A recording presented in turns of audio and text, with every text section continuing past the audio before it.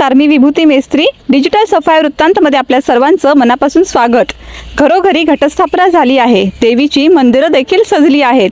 ह्याच नवरात्रीच्या निमित्ताने आपण सन्मान स्त्री शक्तीचा आणि सलाम तिच्या कार्याला ह्या विशेष भागातून वेगवेगळ्या क्षेत्रात काम करणाऱ्या दुर्गांना भेटत आहोत. त्यांच्याशी मनसोक्त गप्पा मारत आहोत. आज आपल्या सोबत आहेत उद्योजिका प्रीती करवीर. प्रीती करवीर यांचा जन्म बोईसरचा. त्यांचं शालेय शिक्षण तारापूर येथे झालं. मुंबईत त्यांनी B.Com पर्यंतचं शिक्षण घेत टेक्स्टाईलमध्ये डिप्लोमा देखील केला. प्रशिक्षण घेतल्यानंतर 2 वर्ष नोकरी केली. लग्न झालं. सासू सासरे, पती, मुलं, गोड संसाराला सुरुवात झाली. पण अंगी मुळातच उद्योगाची वृत्ती होती.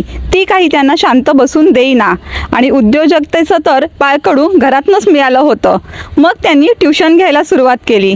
त्यानंतर भरतकाम, विणकाम, मेहंदी, पार्लर, रांगोळी असं करता करता लग्न समारंभासाठी लागणारं रुखवत, डोहाळ जेवणासाठी लागणारी दागदागिने ह्या सर्वांचं उत्पादन करायची सुरुवात केली. व्यवसाय सुरू तर केला, उत्पादन काढलं, पण ते ग्राहकांपर्यंत पोचवायचं कसं हा मोठा प्रश्न होता. पण त्यांनी त्यावर देखील मार्ग काढला. नवे तर आज त्यांची ओळख झारखंड, दिल्ली, मुंबई, अगदी 7 समुद्रापलीकडे गेलेली आहे. एक उच्च शिक्षिका, त्यानंतर गृहिणी आणि गृहिणीपासून ते उद्योजिकेपर्यंत झालेला हा त्यांचा प्रवास आता आपण त्यांच्याच तोंडून ऐकूया.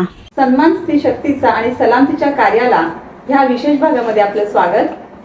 आपल्या प्रेक्षकांना तुमचा परिचय आणि तुमच्या कुटुंबाबद्दल थोडीशी माहिती द्या. नमस्कार. सफाळे वृत्तांत ह्याचे मी प्रथम आभार मानते की त्यांनी आज माझ्या कार्याची दखल घेऊन मला इथपर्यंत डिजिटलायझेशनच्या युगामध्ये पदार्पण करण्यासाठी सुवर्ण संधी दिली. त्याबद्दल मनपूर्वक आभार. मी स्वतः एक सुशिक्षित गृहिणी आहे आणि प्रत्येक गृहिणी जशी स्वतःचा छंद जोपासत फावल्या वेळामध्ये काही ना काहीतरी व्यवसाय करायचा आणि वेळ घालवत असायच्या, तसंच मी माझाही सुरुवात केलेली होती. आणि मग थोडे दिवसानंतर त्याला एक आता डिजिटलायझेशन झालेलं आहे आणि त्याच्यामुळे मग ती एक माझ्या व्यवसायाला चालना मिळाली असं मी सांगेन. आपल्या कुटुंबामध्ये कोण कोण असं थोडा कुटुंबाचा परिचय करून द्या. आमचं जॉईंट फॅमिली आहे. माझे सासू सासरे, मी, माझे मिस्टर आणि माझी 2 मुली, आम्ही असे राहतो. तर त्यांचाही मला पूर्ण सपोर्ट आहे आणि त्यांच्या आज असण्यानेच मी जे काही हे करू शकले हे त्यांच्यामुळे मी अगदी व्यवस्थितरित्या आणि समर्थपणे करू शकते. याचं पूर्ण क्रेडिट मी माझ्या सासूबाईंना जास्त प्रमाणात देऊ इच्छिते. नक्कीच खरंच आहे, कारण म्हणतो आपण की एका यशस्वी पुरुषामागे एका स्त्रीचा हात असतो, पण जेव्हा एक स्त्री बाहेर पडते तेव्हा फक्त एक पुरुष असून चालत नाही, तर संपूर्ण कुटुंबच तिच्या पाठीशी ठामपणे उभं राहावं लागतं. नक्कीच. तर मला ह्या पुढचा जो तुमचा प्रवास आहे, मला वाटतं तुमचं प्राथमिक शिक्षण इथेच झालं तारापूरमध्ये. त्यानंतर तुम्ही मुंबईला चर्चगेटला B.Com पूर्ण केलं. त्यानंतर माझ्या माहितीप्रमाणे तुम्ही टेक्स्टाईलमध्ये डिप्लोमा केलात. तर मला असं विचारायचंय की मग ज्या पद्धतीचं शिक्षण घेतलं तर त्या करिअरच्या वाटा का नाही निवडल्यात किंवा त्याबद्दल नोकरी वगैरे न करता व्यवसायात येण्याची काय इच्छा निर्माण झाली? अगदी नेमकाच प्रश्न विचारला. बरोबर आहे. B.Com झाल्यानंतर मी 2 वर्ष सर्व्हिसही केली, म्हणजे असिस्टंट म्हणून वगैरे, नंतर ऑफिस रिसेप्शनिस्ट म्हणून वगैरे पण सर्व्हिस केली 2 वर्ष.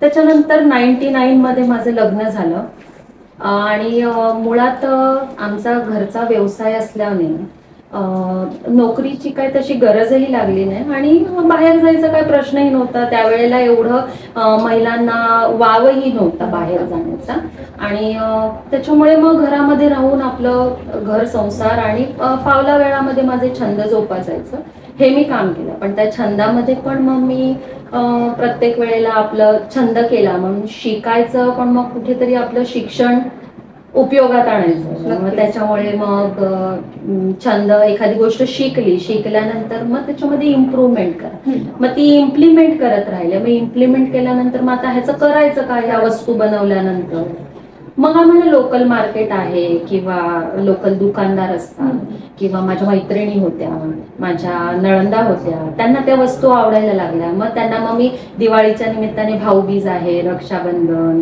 आणि असं फॅमिलीमध्ये गेट टुगेदर झालं की त्यांना मग ते रिटर्न गिफ्ट वगैरे असं मग मी देत होते. त्यावेळी मी काय एवढे प्रोफेशनली बिझनेस करत नव्हते. पण समजा मी पर्स बनवायचा माझा छंद होता, शिकले होते, मग मी पर्स बनवायचे, मग वेगवेगळ्या त्याच्यामध्ये डिझाईन्स बनवून मग त्या भाऊबीजेच्या निमित्ताने माझ्या नणंदांना मी गिफ्ट केलं, दिवाळीच्या निमित्ताने फॅमिलीमध्ये गिफ्ट केलं. अशा प्रकारे मग ते सगळं चालूच झालं. हा, तिकडे ती सुरुवात झालेलीच होती, कारण मुळात घरचा व्यवसाय असल्यामुळे मला तशी बाहेर जायची काही गरजही लागली आणि चाललं होतं सगळं व्यवस्थित, त्याच्यामुळे तशी काही गरज जाणवली नाही. आणि माझे छंद आणि माझ्या आवडी निवडी जपल्या जात होत्या, त्याच्यामुळे मला तसं काही जाणवलं नाही एवढं बरोबर आपण व्यवसाय केला पाहिजे की नोकरी केली पाहिजे. वस्तू तर निर्माण केली, उत्पादन तर केली, पण सगळ्यात मोठा प्रश्न येतो की ते उत्पादन ग्राहकांपर्यंत पोहोचवायचं कसं. कारण बऱ्याच वेळा काय होतं की आपण कच्चा माल किंवा भांडवल गुंतवणूक करून ते सगळं आणतो, त्याचं प्रोडक्शन पण निघतं, पण मग ते कस्टमर पर्यंत पोहोचवणं किंवा तिथे कुठेतरी मानसिक खच्चीकरण व्हायचं होतं की कसं बोलू मी, कसं विचारू, कसं सांगू, कुठेतरी तो कमीपणा वाटतो किंवा भीती वाटते की समोर नकार आला तर मग मी रिजेक्टेड आहे किंवा मग आता थोडंसं नर्वसनेस येतो. तर ह्याबद्दल तुम्ही कसं काय सांगाल की कसं काय सेलिंग. मी तर असं म्हणेन आता की हा डिजिटलायझेशनचं जे मार्केटिंग स्ट्रॅटेजी जी आलेली आहे त्याचा मला भयंकर उपयोग झाला. कारण सुरुवातीला मी तुला आताच म्हटलं की जसे मी पर्सेस वगैरे बनवायची तेव्हा मार्केटिंग प्लेसेस नव्हते बरोबर, आणि प्रत्येक ठिकाणी आपण मुंबईला जाणं, कस्टमरला भेटणं हा फंडाच नव्हता डोक्याला बरोबर. त्याच्यामुळे जसे आपण माउथ टू माउथ पब्लिसिटी करतो की महिला मंडळ आहे, एखाद्या मीटिंगला गेलो, एखाद्या सेमिनारला गेलो, मग तिथे जरासं आपण बायकांना सांगायचं की बाबा मी असं असं करते, मी पण असं असं करते असं, मग त्याप्रमाणे ते मार्केटिंग स्ट्रॅटेजी चालू झाली. म्हणजे त्यावेळी माझ्या अकलेप्रमाणे मग ते करत होते. पण आता डिजिटलायझेशनमुळे जरा जास्त एक्सपोजर मिळाला. फेसबुक आहे, इंस्टाग्राम आहे, ह्याच्यावर आपण आपले प्रोडक्ट्स टाकतो. त्याच्यानंतर रजिस्ट्रेशन झाल्यानंतर तुम्ही स्वतःची साईट ओपन करू शकता. हे जे सगळं आहे ना ह्याचा भरपूर उपयोग आणि माउथ टू माउथ आपलं झालं. आता ऍक्च्युली कसं आहे ना की लोक बऱ्याचदा म्हणतात की आपल्या गावात आपला धंदा करू नये, बाहेरच्या गावात धंदा करायचा. पण माझं तर असं म्हणणं आहे की जर तुम्ही तुमच्या कामाबद्दल आणि तुमच्या क्वालिटीबद्दल किंवा तुमच्या प्रोडक्ट बद्दल तुम्ही जर कॉन्फिडंट असतील तर तुम्ही लोकल मार्केटमध्येही का बिझनेस करू नये. लोक का घाबरतात मला माहिती नाही, पण मी जर तुम्हाला 100% क्वालिटी देते, I am very confident about my product. तर त्यामुळे मला अजिबात हेजिटेशन नाहीये की मी एखादी वस्तू 5 रुपयाला घेऊन मी रिसेलिंग पण करते. मी एखादी गोष्ट 5 रुपयाला घेऊन मी 500 रुपयाला विकते असाही प्रकार नाहीये, कारण मी पैशासाठी मुळात कामच करत नाही. त्याच्यामुळे मला ते पण एक सॅटिस्फॅक्शन आहे की ओके माझा कस्टमर सॅटिस्फाय झाला बरोबर. सो माउथ टू माउथ माझं लोकलमध्येच आता इतकं प्रमाण वाढलेलं आहे. आता गेल्या वर्षीपासून तर एक्झिबिशन पण लोकलमध्ये पुष्कळ व्हायला लागल्यात, म्हणजे पालघर, बोईसर, डहाणूपर्यंत. आणि लोक समोरून मला एक्झिबिशन साठी फोन करतात, अरे प्रीती तुझा फोन नाही आला, तू एक्झिबिशनला स्टॉल नाही लावणार आहेस का असं. म्हणजे कालपर्यंत पण मला फोन होते की म्हटलं नाही मला लावायचं नाही, म्हणजे तुला पाहिजे तो स्टॉल आम्ही देतो. म्हणजे this is what you are expecting बरोबर, की हे पाहिजे. प्रत्येक वेळेला पैशासाठी काम करून चालत नाही. तर हे जे लोकांचं प्रेम आहे हे मिळणं जास्त महत्वाचं आहे असं मला वाटतं. आता जो काही तुम्हाला कच्चा माल आणावा लागत असेल, म्हणजे जे काही बनवायचंय तर बारीक बारीक बरंच सामान बरोबर, तर ते सगळं आणा, ऑर्डर लक्षात ठेवा, कोणी कशाची किती मागणी केली आहे ते लक्षात ठेवा, आणि पुन्हा त्यांना, कारण प्रत्येकाचं काहीतरी सण वार म्हणून त्यांनी ती ऑर्डर दिलेली असते तर ती वेळेत पूर्ण करा. आणि शिवाय आता मी म्हटलं की सासू सासरे आणि 2 मुलं आणि एवढी मोठी फॅमिली आहे, तर हे सगळं करणं निश्चितच खाऊ नाहीये, कसरत तर होत असणार. तर मग तुम्ही बऱ्याचदा असं बायका म्हणतात की करायची तर खूप इच्छा आहे ग, पण काय करणार, हीच कामं संपत नाही आणि वेळ मिळत नाही. तर अशा ज्या काही मानसिकता आहे, तर एक तुमचं वेळेचं नियोजन कसं असतं, मग हे सगळं तुम्ही कसं काय करता बरं. असं महिला ज्या म्हणतात त्या आम्हाला वेळच मिळत नाही, त्या पळवाटा काढतात असं मी सांगेन. पण नाही, नक्कीच आहे की बेसिकली आपण बघितलं ना विभूती, की बायका आहेत ना, ह्यांना जसं घडवलेलं आहे ना, त्याच मल्टीटास्किंग बनवलेलं आहे. त्यांच्याकडे खूप पोटेन्शियल असतं आणि त्यांच्याकडे स्टॅमिनाही भयंकर असतो. फक्त तो आपण कसा युटिलाइज करायचा ना, हे आपण आपलं शिकलं पाहिजे. तुम्ही जर नियमबद्धता पाळली आणि तुम्ही जर वेळेचं नियोजन व्यवस्थित केलं आणि तुमच्या प्रायोरिटीज ज्या आहेत त्या न विसरता तुम्ही जर काम केलं, हे महत्वाचं आहे. हो. आणि विशेष म्हणजे ना, की आपण जे काम करतो ते काम म्हणून नाही पाहिलं पाहिजे. आपण कामाला कामाच्या दृष्टीने पाहिलं ना, तर ते आपल्याला बोझं वाटतं. पण तुम्ही एक एन्जॉयमेंट म्हणून करून बघा. कामाला जर तुम्ही एन्जॉयमेंट करून बघितलं ना, तर तुम्ही कुठलीही गोष्ट साध्य करू शकता. तुम्हाला नाही ते बर्डन वाटत. खरं. म्हणजे आता तर कोरोनाच्या आधी वगैरे तर मी जॉब करत होते, माझ्या फॅक्टरीमध्येच जॉब करायचे. त्याच्यानंतर माझे डिकॉर आयटम्स पण ऑर्डर होत्या. त्याच्यानंतर मी ऑटो क्लबचं मार्केटिंग करायचे. प्लस माझं घरचं आहे, मुलांचा अभ्यास, सगळं चालू असायचं. ह्याच्यात ऑब्व्हियसली तुमचा फॅमिलीचा सपोर्ट असतोच, ते मी डिनाय नाही करत. पण एक तुमचा पण स्टॅमिना आणि तुमची विचारधारणा आणि तुमचं टाइम मॅनेजमेंट आहे ना, हे खूप महत्वाचं आहे. सो तू म्हणशील की हे रॉ मटेरियल आता सध्या तरी सुरुवातीपासून अजून माझा थोड्या छोट्या प्रमाणावर आहे, त्याच्यामुळे हे सगळं मी वन मॅन हँडल करू शकते. त्याच्यामध्ये आता माझ्याकडे तेवढं आहे स्टॅमिना की मार्केटिंग करणं, त्याचं रॉ मटेरियल परचेसिंग करणं, हे सगळं मी एका हाताने करू शकते अजून. पण आता मी हळूहळू सुरुवात केली आहे. जसं आत्ताच मी रिसेंटली एका मॉलसाठी सब कॉन्ट्रॅक्टमध्ये 3000 रांगोळीच्या ऑर्डर्स कम्प्लीट केले. सो त्याच्यामध्ये मी 2 बायका हायर केल्या होत्या. मग त्यांच्याकडून मी ते काम केलं, पण फिनिशिंग मग मी केलं. पण बेसिकली म्हणजे सांगायचं की जर तुमचं कामाचा व्याप वाढत गेला ना, तर आपण ते काम शेअर करण्यामध्येच शहाणपण आहे असं मी म्हणतो. कारण आपण असं म्हणतो की एकट्या माणसाने कधीच काम होत नाही. मार्केटिंग करणं ना, पण आपण बायकांना कसं, किंवा कुठल्याही बिझनेस वुमनला किंवा नॅरो माइंडेड ज्या असतात त्यांना असं असतं की नको नको, तिला केलं तर तिला पैसे द्यावे लागतील, ती माझं क्रेडिट घेईल, त्याच्यानंतर तिचंच नाव होईल. हे सगळं आपण ना आता बाजूला ठेवलं पाहिजे, माझं असं म्हणणं. कळलं का? तर म्हणजे आता हे जे आहे ना, हे आपण टीमवर्कनी काम केलं ना, तर तेवढं आपण लवकर पुढे जाऊ. बायकांचं किंवा कुठल्याही ह्याच्यामध्ये बिझनेसमध्ये म्हणा, असं असतं की आपण आहे ना, विकनेस असेल ना त्याच्यावर आपण इम्प्रूव्हमेंट करत राहतो. सो दॅट इज माझ्या मताप्रमाणे. मला असं नाही वाटत, कारण इम्प्रूव्ह तुम्ही करा, नाही असं नाही. पण आता मी ह्या एजला जर मी बिझनेसमध्ये उडी मारली, तर ह्या एजला मी माझ्या ज्या वीक पॉइंट आहेत, समजा मला मार्केटिंग येतच नाहीये, बरोबर, माझ्याकडे खूप पोटेन्शियल, म्हणजे सुरुवातीला मला हा पण प्रॉब्लेम झाला की माझ्याकडे खूप क्रिएटिव्हिटी होती, पण मला मार्केटच नव्हतं. मी ते शिकले आणि ह्या डिजिटलायझेशनचा पण मला फायदा झाला. पण समजा हे सगळं नसतंच तर काय केलं असतं? मग अशा वेळी मी ते माझ्यामध्ये इम्प्रूव्हमेंट नाही करू शकत, कारण माझ्याकडे कॉन्टॅक्ट्सच नाही. So that time you have to depend on any other person. की असं नाही की तुम्ही ते स्किल डेव्हलप करत राहा किंवा तुमचे विकनेसेस तुम्ही डेव्हलप करत राहा, हे चुकीचं आहे. तुम्ही माणूस हायर करा. नक्कीच, बरोबर ना. त्यांनी तुमचं मार्केटिंग स्ट्रॅटेजी वाढेल, तर तुमचा बिझनेस जो वर्षभरात वाढणार असेल तो 10 दिवसात वाढेल. नक्कीच, बरोबर ना. म्हणून ही गोष्ट आता बाजूला ठेवली पाहिजे की तुम्ही मार्केटिंग पण स्वतःच करणार, रॉ मटेरियल पण तुम्हीच आणणार, बनवणार पण तुम्हीच, पॅकिंग पण तुम्हीच करणार. सो आता ही स्ट्रॅटेजी पूर्ण चुकीची झालेली आहे मला वाटतं. आता तुम्ही जेवढं डिजिटली जाल आणि तुम्ही जेवढं टीम वर्कनी काम कराल ना, तेवढं तुमची इम्प्रूव्हमेंट लवकर होते आणि तुम्हाला तुमचं स्टेटसही त्याप्रमाणे बदलत जाईल. ऍक्च्युली पुढचा प्रश्न मला असा विचारायचा आहे की आता तुम्ही हे सुरुवात घरापासून केली, नंतर नात्यांमध्ये, नंतर मग आपल्या गावामध्ये, पण आता गावाच्या बाहेरही म्हणजे तुमचं प्रोडक्ट, त्याचा दर्जा, त्याचं क्वालिटी बघून ते मुंबई, दिल्ली, बँगलोर, आसाम इथपर्यंत पोहोचलाय, झारखंड मला वाटतं. तर मग हा जो काही प्रवास आहे तर ह्याबद्दल सांगा की कसं काय तुम्ही देशाबाहेर सुद्धा पोहोचलात?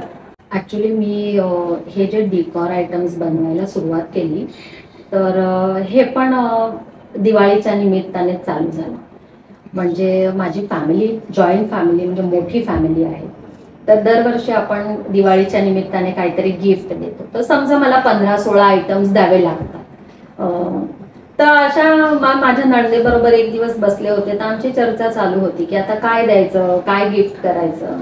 तर त्या चर्चेमधून असं झालं की तेव्हा ते ॲक्रेलिक रांगोळीचं ट्रेंड आलं होतं. तर ती मला बोलली की तू आहे ना, तुला छान हे जमतं ना, तू हे कर म्हणे, रेडीमेड पण मिळतात. तर मी म्हटलं की रेडी नको, आता आपल्याकडे काय वेळ असतो, आवड असते, थोडंसं मटेरियल आणलं की आपलं होऊन जाईल. तर मी म्हटलं की ठीक आहे, मग आपण तेव्हा ते डोक्यात ती कल्पना आली की ते चालू करायचं. पण मटेरियल कुठे मिळते, काय आणायचं, कसं बनवायचं, कुठला ग्लू वापरायचा, हे सगळे शून्यातून सुरुवात होते, काहीच माहित नव्हतं. मग आता काय करायचं, मग एक दिवस असं सहजच मार्केटला गेले. तिथून फिरत फिरत फिरत थोडंफार, आता मी आधी काम करत होते त्याच्यामुळे मला माहिती होतं की कुठे कुठे काय काम मिळतं ते. मग त्याप्रमाणे मार्केट फिरत गेले, मग शोधत गेले, मग दुकानं सापडली, मग तिथून थोडा थोडा माल आणला. पण मी हे डिसाईड केलेलं की माल आणायचा ना तर थोडा जास्तच आणायचा, कारण मैत्रिणींचं वगैरे तोपर्यंत चांगलं सर्कल झालं होतं आणि ते भयंकर ट्रेंड मध्ये होतं, आपण करू शकतो हा कॉन्फिडन्स तर होता. त्याच्यामुळे मग ते थोडंसं मटेरियल जास्त आणलं आणि मग एकदा मार्केट बघितलं, मग चटक लागली ना, आणि शॉपिंगची आवड भयंकर, नवीन नवीन दिसलं की लगेच उचलून आणायचं. मग तिथून सुरुवात झाली ऍक्च्युली माझ्या कार्याला. आणि मग नंतर मग मी बनवत गेले. मग थोडं मी आधी 5,000चा माल आणला सुरुवातीला, मग थोडासा बनवला. मग माझ्या फ्रेंड्स बरोबर ती एकीच्या घरी मी ते डिस्प्ले लावला. मग ते चालू झालं. म्हणजे मग नंतर मग मी मागे वळून पाहिलंच नाही. मग ते थोडा थोडा ह्याच्यातले पैसे आले की मग पुन्हा त्याच्यात टाकायचं, पुन्हा माल आणायचा, पुन्हा सेलिंग करायचं, बनवायचं, असं सगळं ते चालू झालं. मेन टाइम माझ्या भावाचा एक मित्र होता, त्याच्या बहिणीकडे तो सिंगापूरला एक्झिबिशन्स लावायचा. तर त्यांनी माझे ते प्रोडक्ट्स बघितले, सो त्याला ते खूप आवडले.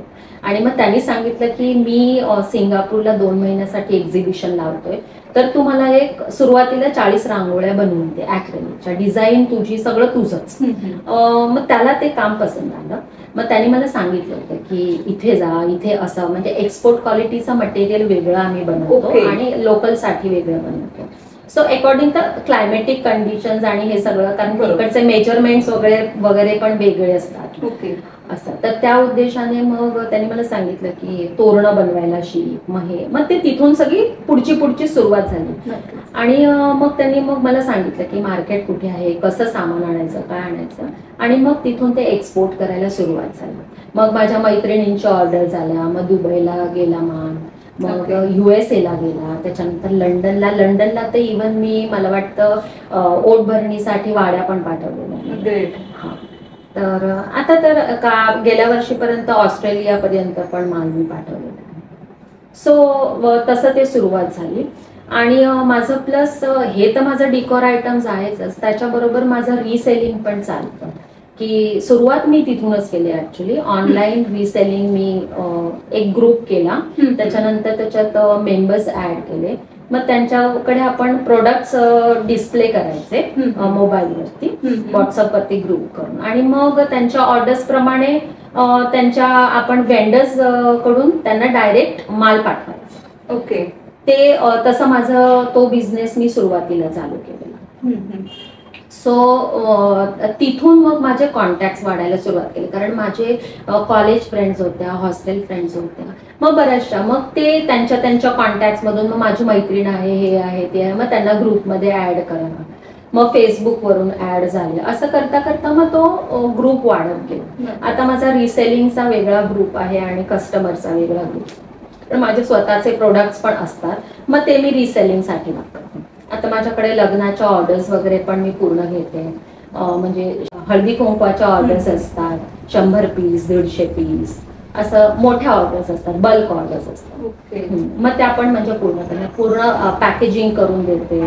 हा, असा सगळा तो प्रवास मग असा आता वाढतच चाललाय. तो प्रस्ताव समुद्र पार गेला. हो, आता प्रस्ताव वाढत चाललाय. म्हणजे आता माझं असं आहे की बायका हायर करायच्या आणि त्यांना मग समाजामध्ये आपण त्यांना काम देऊ शकतो. आता माझं लक्ष जरा तिथे केंद्रित करायचं आहे, कारण बाकीचं तर माझं तर हे तर काम चालूच राहतं ना. मग आता थोडं थोडं वाढत चाललं तसं, कामाचा प्रस्त वाढला तसं मग बायकांना मग त्यांनाही रोजगार मिळतो. खूप छान, म्हणजे ऐकत राहण्यासारखाच तुमचा प्रवास आहे. तर मगाशी तुम्ही म्हटलं की ह्या सगळ्यामध्ये घरच्यांचा सपोर्ट आहे, पण जास्ती सासूबाईंचा सपोर्ट आहे. तर ह्याबद्दल थोडंसं तुम्ही सविस्तर सांगा, म्हणजे निश्चितच आपल्याला बघणाऱ्या इतरांना सुद्धा प्रेरणा मिळेल की एका स्त्रीच्या पाठी जर स्त्री पाठीमागे खंबीर उभी राहिली तर मग ती काय करू शकते. तर त्याबद्दल तुमच्या सासूबाईंबद्दल कशा प्रकारे तुम्हाला सपोर्ट मिळाला, मगाशी तुम्ही विशेष उल्लेख केला, तर त्याबद्दल थोडंसं काही स्मरणातल्या आठवणी सांगा की असे काहीतरी प्रसंग होते की जेव्हा मला खूप जास्ती त्यांची उपस्थिती बळ देऊन गेली, तर असे काही प्रसंग असतील तर सांगा. ऍक्च्युली हे माझ्या आईकडूनच सुरुवात झालंय. माझ्या आईला पेंटिंग आणि रांगोळ्यांची भयंकर आवड, म्हणजे ती क्लासेसही घेत होते. तर तिचा मला पूर्वीपासून सपोर्ट होताच. तर त्याच्यानंतर लग्न करून आले तर माझ्या सासूबाईंना भरतकाम, विणकाम आणि शिवण अशा 3 वस्तूंची भयंकर आवड. त्यांचा स्वतःचा हातही विणकामामध्ये आणि भरतकामामध्ये अतिशय उत्तम आहे. त्या स्वयंपाक तर चांगला करतातच, पण विणकाम आणि भरतकामामध्ये त्यांचा जास्त हात व्यवस्थित आहे. तर त्यांना तशी बेसिकली आवड होतीच. आणि त्यांचं असं काहीच नाहीये की तू घरातच राहिलं पाहिजे किंवा असं नॅरो माइंडेड नाही आहेत, ब्रॉड माइंडेड आहेत. तर त्यांचं मला कुठे असं अडचण येत नाही की बाबा तू 7 वाजताच उठून चालली आहे तर जेवण वगैरे करून जायला पाहिजे, की मुलांचं कोण बघणार किंवा काय. ते एक तुमचं म्युच्युअल अंडरस्टँडिंग पाहिजे की मी असं आताचं जे युग आहे ना त्याच्यामध्ये मी तर म्हणजे बायकांना असं सांगेन की जर तुम्ही वर्किंग आहात किंवा तुम्ही बाहेर कुठल्या कामासाठी जात असतील तर पहिले आहे ना तुम्ही तुमच्या आजूबाजूला एक बायकांची टीम तयार करा. टीम म्हणजे काय की तुम्ही जसं बिझनेसमध्ये तुमची टीम तयार करता बरोबर ना, तशी एक घरात पण तुमची टीम झाली पाहिजे. सो तुम्ही प्रत्येक वेळेला भांडत राहणं, धुसफूस करणं, हेवेदावे करणं हे आता सगळं मागे टाकलं पाहिजे. नक्कीच. तुमच्या नणंदा आहे, तुमच्या मैत्रिणी आहे, तुमची मुलगी आहे, तुमच्या सासूबाई आहेत, आई आहे, ह्यांची एक तुम्ही सर्कल तयार करा, त्याची तुम्ही टीम तयार करा. So that will be very much beneficial. की तुम्हाला आता एखादं काम आहे, चला तुम्ही सांगू शकता हक्काने बाबा तू नळणबाई तू आज माझा 1 दिवस सांभाळून घे. आता गेल्या वर्षीचीच गोष्ट सांगते. चिकू फेस्टिवलला मला स्टॉल लावायचा होता आणि माझ्या सासू सासऱ्यांचं ऑपरेशन झालं होतं डोळ्याचं. तर मी बिनधास्तपणे माझ्या नणंदेला सांगून ठेवलं होतं की नाही बाबा 2 दिवस तुला सांभाळायचं आहे, मी नाही आहे. So it is all team work. बरोबर. आणि सासूबाईंचं म्हणाल तर त्या ऑलवेज सपोर्टिव्ह असतात. म्हणजे मला कधीच सकाळची वेळ त्या पूर्णपणे सांभाळतात, मला कधीच डिस्टर्ब करत नाही त्या की तू हे नाही केलं की ते नाही केलं. आणि तसंही आमचं म्युच्युअल अंडरस्टँडिंग आहे की तुम्ही आज हे करा, आज मी ते करीन, आज असं करायचं, आज तसं करायचं. आणि माझ्या कुठल्याही गोष्टी मी लपवून ठेवत नाही आणि त्यांचा पूर्ण विश्वास माझ्यावर आहे. त्याच्यामुळे मी बिनधास्त काम करू शकते, कुठेही जाऊ शकते आणि सगळं माझं मी ओपन ठेवलेलं आहे. म्हणजे असं लपून काहीच ठेवलेलं मिळत नाही की मी आज हे नाही केलं, ते नाही केलं, असं करायला पाहिजे, तसं करायला, मी तुम्हाला हे नाही सांगणार, असं मी काहीच ठेवलेलं नाही.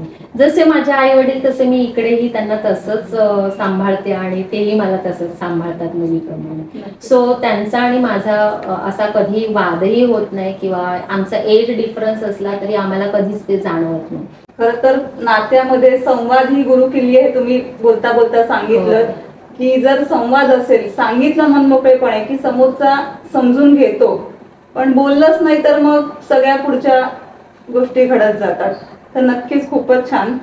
तर हा सगळा संदेश आपल्या बायकांसाठी प्रेरणादायीच आहे खरं तर म्हटलं तर. आता ह्या व्यवसायापर्यंत तुम्ही इथपर्यंत पोहोचलाय, तर आणखीन तुमची काही पुढे स्वप्न आहेत का की मला अजून काही वाढवायचंय? मला तुम्ही म्हणालातच की मी अजून स्वतः तर हे आहेच, पण अजून इतरांना रोजगार देऊ शकेल, ह्या हेतूने मला अजून ह्याच्यामध्ये वाढ करायची. तर त्याबद्दल काही पुढचं डोक्यात काही कल्पना किंवा नियोजन आहे का? ऍक्च्युली मी ही सगळी सुरुवात एका माझ्या आवडीने आणि छंदापासून केली. आणि छंदाला बिझनेसमध्ये मला रूपांतर करायचं नव्हतं, पण ते होत गेलं. सो बेसिकली माझी तशी काय संकल्पना नव्हती की मला छंद आहे आणि तो मी बिझनेसमध्ये कन्वर्ट करणार आहे. सो असं काहीच नव्हतं. ते आपोआप होत गेलं, संधी चालून येत गेली आणि मी त्याचा फायदा घेत गेले.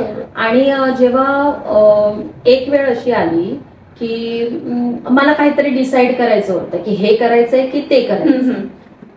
सो तेव्हा मी असं डिसाईड केलं की ठीक आहे, आता आपल्या समोर जे येईल ना ते आपण पॉझिटिव्हली घ्यायचं आणि मग आपण काम करत राहायचं. तुम्ही पॉझिटिव्हली काम केलं तर त्याच्यात निगेटिव्हिटी कधीच येऊ शकत नाही. सो त्याचं इम्पॅक्ट पण तुमच्याकडे पॉझिटिव्हच आहे. नक्कीच. सो मी काम करत गेले आणि संधी येत गेली. मी कधीच नाही म्हणत नाही. आता मी रांगोळी काढते, मी इव्हन आंब्याच्या सीझन मध्ये पनही करून विकले, कुठेही स्टॉल लावते आणि कधीच लाज नाही बाळगली, कधीच नाही. म्हणजे आता मी हे कसं काय करू, ते कसं काय करू. अरे मी म्हटलं ना तुला मगाशी की काम हे कामासारखं बघू नको, एन्जॉयमेंट म्हणून बघितलं ना तर सगळं व्यवस्थित होतं. सो मी आता रिसेलिंग करते, मी त्याच्यानंतर मार्केटिंग पण करते. आता माझा जॉब करायचा पण विचार आहे. सो हे तर माझं रिसेल ह्याचं चालूच आहे. माझ्या ऑर्डर्स वगैरे कशा असतात त्या पहिले मला 1-2 महिनेच काम असायचं, मग तेव्हा मी रिलॅक्स असायचे. पण आता 2-3 वर्ष झाले पूर्ण वर्षभर मला बिझी राहायला लागतं. त्याच्यामुळे मला अजिबात दुसऱ्या कामासाठी वेळ मिळत नाही.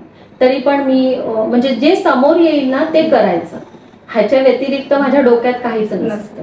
आणि बेसिकली वर्कोलिक म्हणतात ना तसा प्रकार असल्यामुळे डोकं शांत ठेवणं हे रक्तातच नाहीये.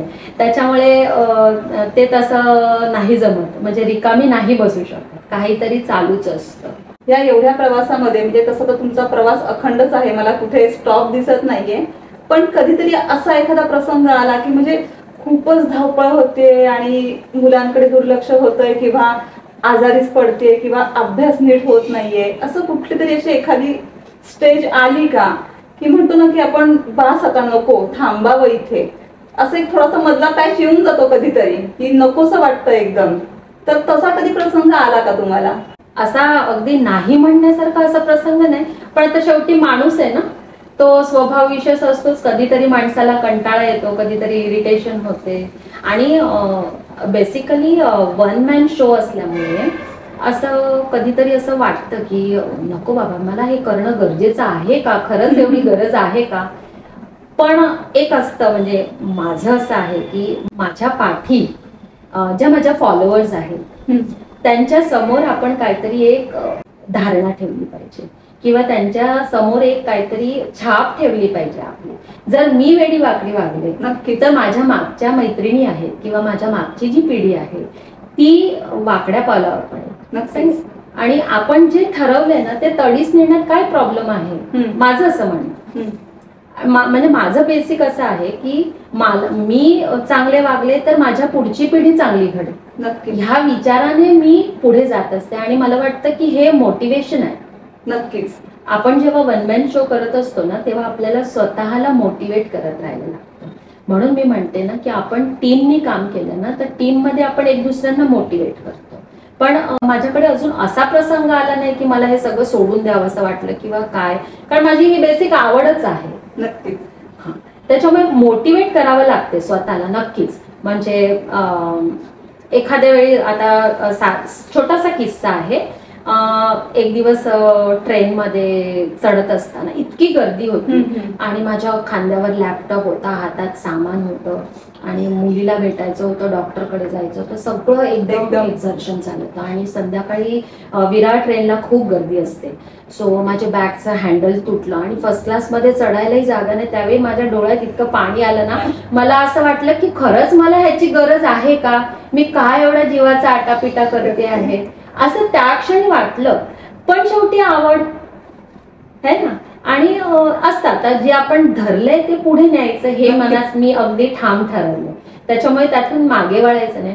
आता तुम्हाला मागाशी विचारलं होतं की तुला पुढे काय करायचं आहे. सो माझं तर स्वप्न आहे की एक्सपोर्टसाठी मी ट्राय करते आहे फुल फ्लेज मध्ये, जेणेकरून कसं की मला जर बल्क ऑर्डर्स मिळाल्या तर मी माझ्या इतर समाजातल्या आणि माझ्या समाजातल्या बायकांना घेऊन मला पुढे चालायचं. सो त्यांना मला सक्षम करण्यासाठी म्हणजे माझ्या बरोबर त्याही पुढे गेल्या पाहिजे असं माझं म्हणणं.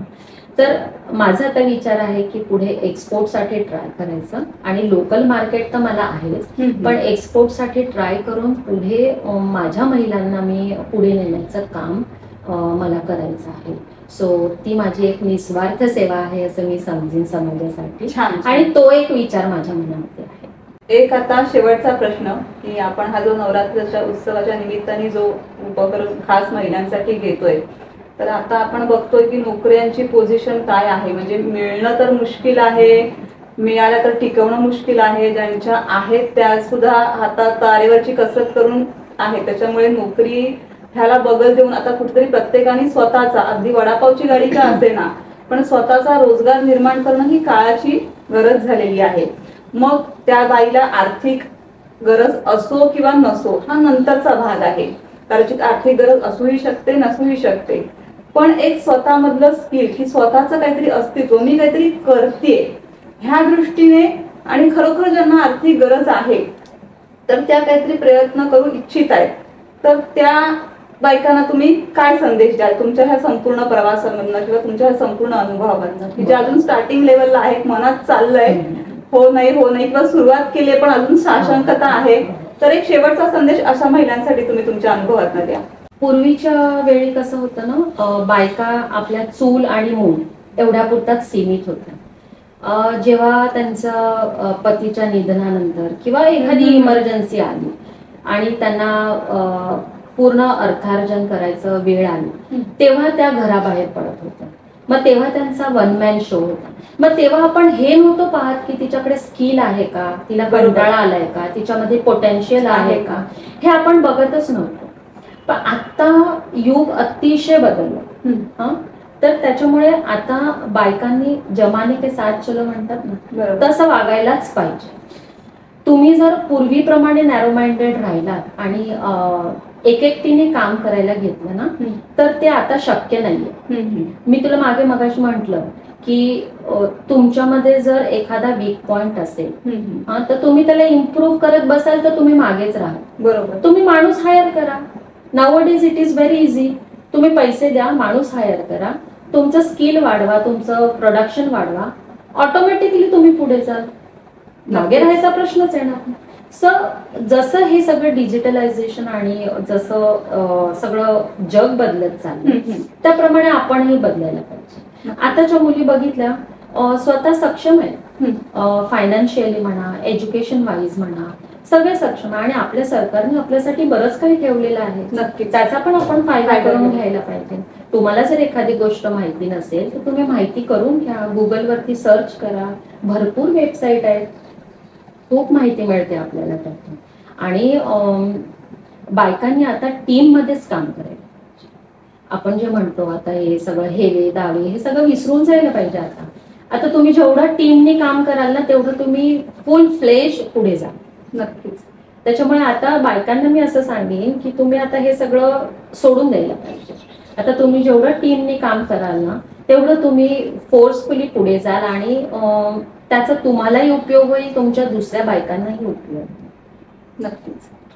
आणि त्याच्यात तुमचं महिला सक्षमीकरण पण होणारच आहे. सो मी हेच सांगेन बायकांना आजच्या दिवशी. प्रीतीताईंचा प्रवास खरंच आपल्याला सगळ्यांना प्रेरणादायी ठरणार आहे. बीकॉम केलेली एक मुलगी, गृहिणी, आणि त्यानंतर गावात सुरू केलेला उद्योग आणि साता समुद्रापर्यंत पोहोचलेली उद्योजिका.